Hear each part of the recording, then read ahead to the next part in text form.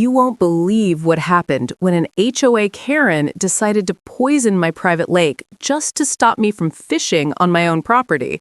What she didn't know was that the same lake supplied water to her entire neighborhood.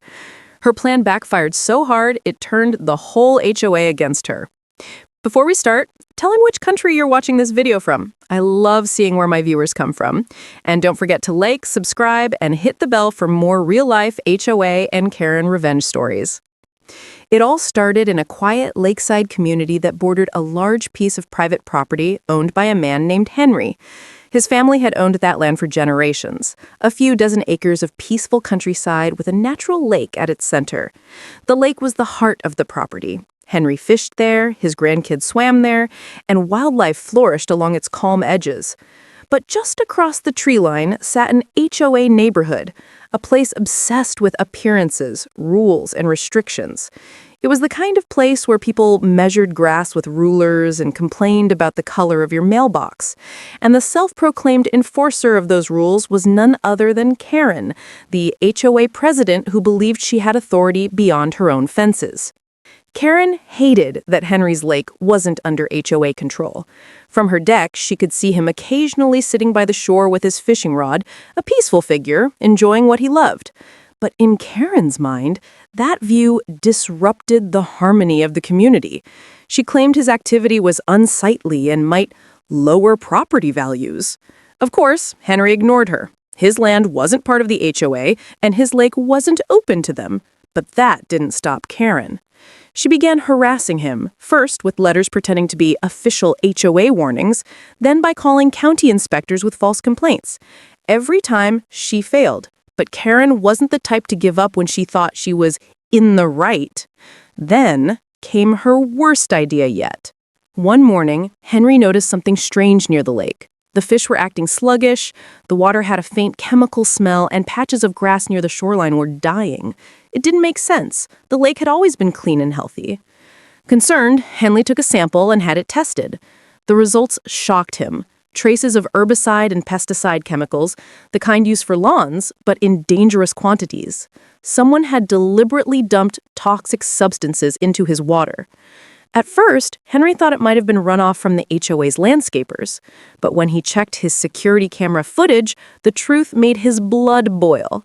Just after midnight, a figure appeared near the property line, sneaking down toward the water. The headlights of a small golf cart flickered for a moment, and the camera caught her face clearly. Karen. She was carrying a sprayer tank and dumping something directly into the lake. It was deliberate, it was personal, and it was criminal. Henry called the authorities right away. They opened an investigation, collected samples, and confirmed the chemicals matched the same type Karen's HOA landscapers used. But the story didn't end there, because what Karen didn't realize was how connected that lake really was. Years earlier, the HOA had negotiated a shared utility agreement with the county to supply the neighborhood with irrigation and non-potable water, drawn directly from the same lake she had just poisoned. That water fed every sprinkler system, garden hose, and fountain in the entire subdivision. Within days, the effects started to show. Lawns across the HOA began turning brown and brittle, flower beds wilted, the ornamental pond near the HOA entrance filled with dead fish. Even the decorative fountain in front of Karen's house began to stink. Residents started complaining to the HOA board. They blamed the water service, the county, even Henry.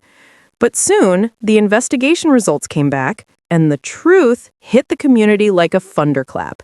Karen had poisoned the very source of water they all depended on. The county environmental office confirmed it publicly. The chemical dumping had been intentional. Evidence from Henry's security cameras left no doubt. And when law enforcement confronted Karen, her smug composure finally cracked. She tried to claim she didn't know the lake was connected, but ignorance didn't save her. The HOA board immediately suspended her, and residents demanded her resignation. Lawsuits started piling up, both from the HOA and Henry. The cleanup costs were enormous, and the damage to the ecosystem would take months to repair. Local media even picked up the story, calling it the Lake Karen incident. Meanwhile, Henry didn't have to lift another finger. Nature and karma handled everything. As weeks passed, the HOA pristine lawns turned patchy and dry. Residents had to rely on trucked-in water at enormous expense. And Karen, once the queen of the neighborhood, was forced to face the consequences of her arrogance. She was fined, charged with illegal dumping, and banned from serving on any neighborhood board again. Henry, on the other hand, became something of a local hero. Neighbors who once ignored him now apologized. Some even offered to help with the restoration of the lake.